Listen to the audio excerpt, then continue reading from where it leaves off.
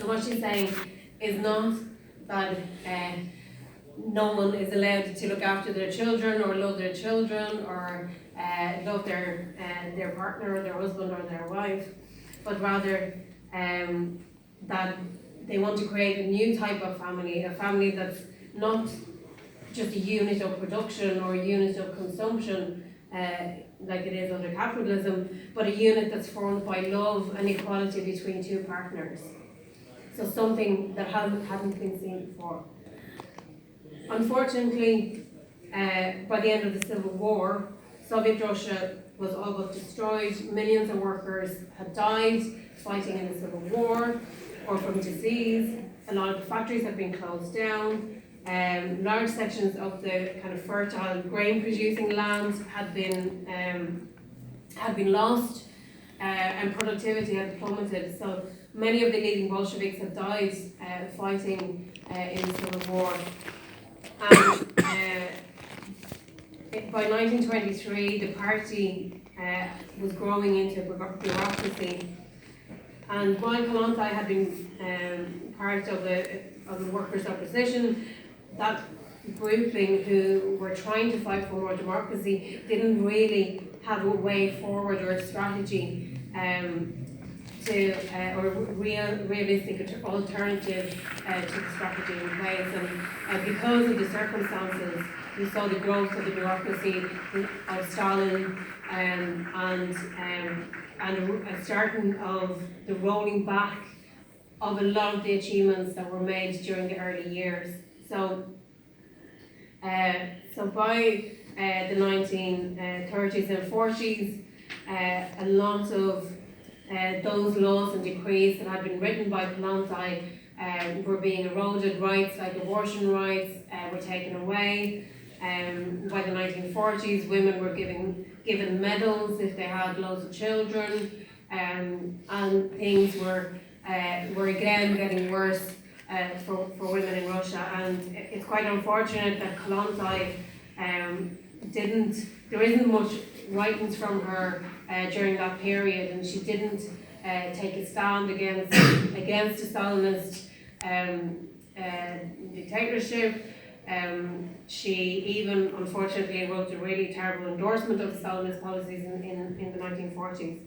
And I think that's really unfortunate. I think you have to understand the circumstances under which all this happened. She had been sent away as an ambassador. So she was living in Norway as the Soviet ambassador to Norway.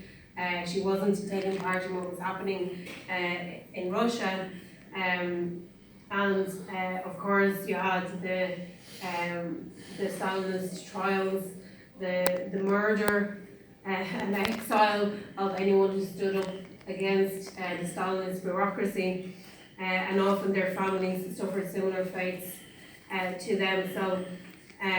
So while I think we should criticise Kollonti for not being strong enough against Stalin and the bureaucracy, I think one has to also understand the circumstances by which she was working at that time. So what I think is clear from Kollonti's life and what she did and her politics is that what they achieved in a very short period of time under very, very difficult circumstances in Russia was more than we have even achieved in this country. Things like even free school meals for children, free healthcare, all those things. We don't even have those things in Ireland in 2019. And so I think what we can take from that is clearly that a workers' revolution and a fight against capitalism as a system is a very good way if you want to get rights for women or rights for oppressed people. I think if you look at strategies for that, I think Russia is one place to look at for what was done during that period and what we can take from that. But also I think we should remember people like Kollonti, who was a pioneer in terms of women, being the first a female minister of a Western government, being the first female ambassador of a Western government. These are all pioneering things that not very many people know about. And we should celebrate people like Kollonti, who dedicated their lives to the fight against capitalism, to the fight for a better future, for a better world, not just for women but for all, and through the strategy of working class organisation and revolution against capitalism.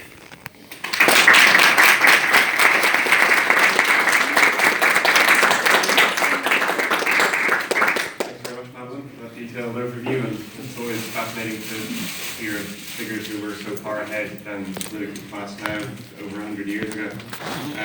We'll open it up to the floor now for comments and questions. I'll ask people to put their hands up. I'll come to you in order, and if you can keep contributions to around 2 to 3 minutes, because we'll people in the meetings.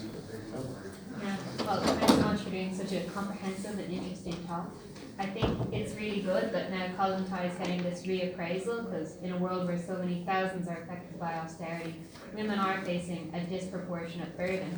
And I think that Kollonti's vision for better social care and like the struggle is really relevant and really true. I mean, I think that the vision of, say, the communal sort of canteens, the communal childcare, is nothing like we have today. I mean, childcare is all privatised, costs a lot, so that's just very isolating, alienating, and it is, as we was mentioned in the women's liberation doctrine, that it's, you know, women are given that double burden of having to care for the children and, you know, also go to work. And then also I think what the other relevant message from Kollonti, in addition to everything that you said, is how the socialists need to involve themselves in all struggles against inequality and oppression, even where there's like bourgeois interests there. Because I mean, like, you might see as a welfare repeal and now the environmental movement, you have to keep going in there and making these arguments for system change, and that you have to go without the system to affect any real change. And I mean, Kollonti and other revolutionary women, they're being chased out of the meetings by the police on the orders of these bourgeois feminists at the time. So taking interventions. But I really struggle still with her legacy and why she, you know, sort of turned around and was writing all these things in her later career. I know that when obviously she was seeing a lot of her comrades get killed and her son was, you know, I mean, I think pretty explicitly targeted. But she was also targeted for her beliefs by the Tsarist police and the Okhrana, and a lot of other revolutionary women, including like Nadia Krupskaya, they were pretty vocal against Stalin throughout, even after he came to power. So I don't know, if anyone on the floor has any opinions too, it's kind of sad. Yeah, I was just, first of all, thank you. It's a fascinating talk, and two things. One following on from this. First of all,